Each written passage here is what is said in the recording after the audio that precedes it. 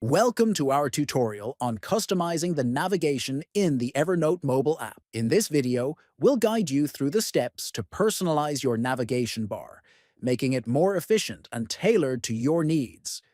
These instructions will help you streamline your Evernote experience. First, open the Evernote app on your device. Next, tap on your profile photo located at the top left.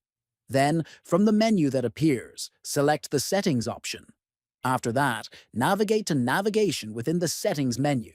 Now, select Customize Navigation, and here you'll see a list of available sections. Next, choose up to 5 sections by tapping on them. These will be added to your bottom navigation bar. Finally, tap Save to save your changes. Your navigation bar is now customized to your preferences.